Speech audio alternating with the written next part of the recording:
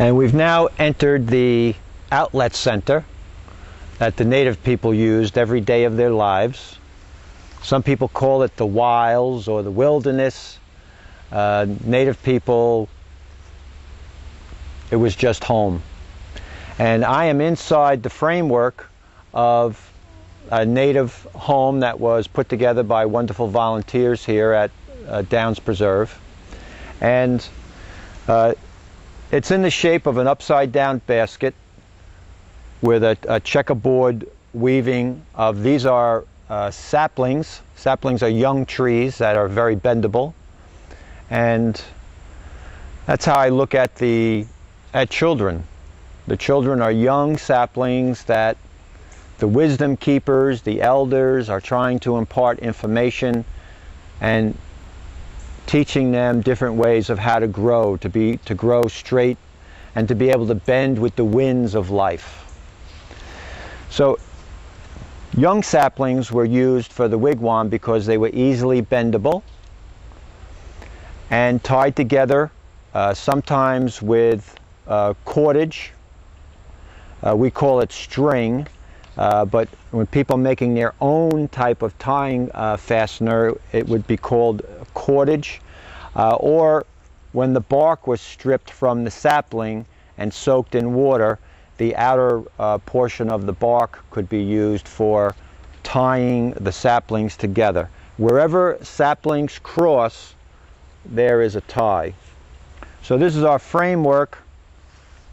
Native people could cover the outside with an indigenous plant here that used to inhabit all our creeks and be abundant.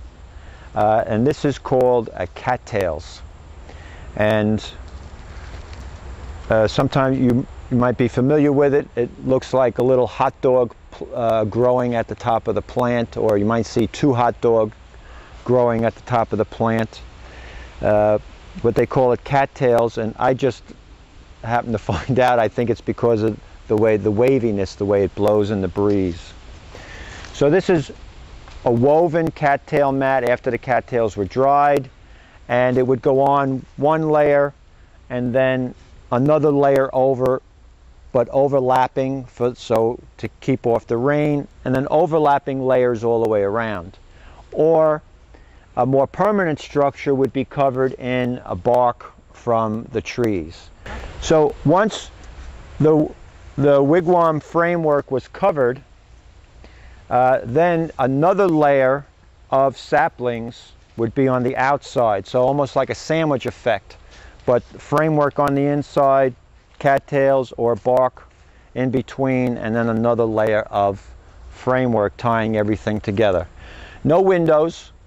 They would have a door. There are some writings that say there were two doors, one at each end, and a shelf like cot high in the wigwam that native people would sleep on, and a smoke hole for the smoke to go out. It was a very smoky environment. Native people, though, spent a lot of time outside, and the name now that's being used for wigwam is half-round structure. Further up close to New York City, where what we now call Brooklyn, Queens, would be more of a long wigwam, more longhouse type structure.